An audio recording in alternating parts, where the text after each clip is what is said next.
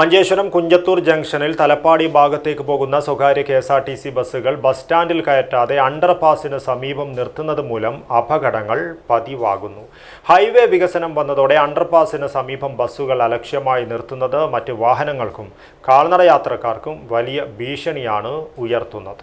Dream flower IVF centre കേരളത്തിലാദ്യമായി AI embryoscopy സാങ്കേതികവിദ്യയിലൂടെ വന്ധ്യതാ ചികിത്സയിൽ വിപ്ലവം സൃഷ്ടിച്ച 14 വർഷത്തെ പാരമ്പര്യം, 10,000-ലധികം പുഞ്ചിരികൾക്ക് സാക്ഷ്യം വഹിച്ച മികവ്. ഇപ്പോൾ വെറും 60+ മെഡിസിൻ IVF പാക്കേജ് ഡ്രീം ഫ്ലവറിൽ മാത്രം. Dream flower IVF centre, opposite police station, Kasaragod. ബസ്സുകളുടെ നിയമലംഘനം സംബന്ധിച്ച് നിരവധി തവണ പൊതുജനങ്ങളും നാട്ടുകാരും ബന്ധപ്പെട്ട അധികാരികളെയും പോലീസിനെയും സമീപിച്ചുവെങ്കിലും ഇതുവരെ ശാശ്വതമായ ഒരു പരിഹാരവും ഉണ്ടായിട്ടില്ല. ഈ സാഹചര്യത്തിലാണ് കുഞ്ചത്തൂർ മുസ്ലിം യൂത്ത് ലീഗ് ടൗൺ കമ്മിറ്റിയുടെ നേതൃത്വത്തിൽ ജനപ്രതിനിധികളും ഭാരവാഹികളും രംഗത്തിറങ്ങിയത്. നിയമം ലംഘിച്ച് അണ്ടർപാസിന് സമീപം നിർത്തിയ ബസ്സുകൾ തടഞ്ഞു നിർത്തി ഡ്രൈവർമാർക്കും കണ്ടക്ടർമാർക്കും കാര്യങ്ങൾ പറഞ്ഞ് മനസ്സിലാക്കുകയും യാത്രക്കാരുടെ സുരക്ഷ മുൻനിർത്തി ബസ്സുകൾ കൃത്യമായി ബസ് സ്റ്റാൻഡിൽ തന്നെ നിർത്തണമെന്ന് ആവശ്യപ്പെടുകയും ചെയ്തു.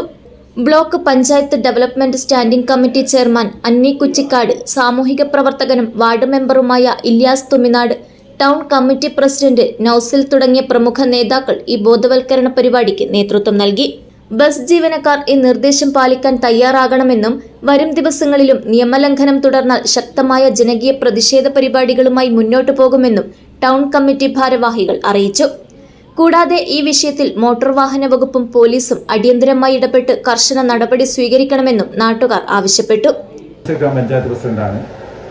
അതേപോലെ തന്നെ കുഞ്ചത്തൂർ അണ്ടർപാസിന്റെ അടുത്ത് നിൽക്കുന്ന ബസ് അതായത് ബസ് സ്റ്റാൻഡിൽ നിർത്താൻ വേണ്ടിയിട്ട് രേഖമൂല ബന്ധപ്പെട്ട ഉദ്യോഗസ്ഥന്മാർക്കെല്ലാം ഏൽപ്പിച്ചിട്ടുണ്ട്.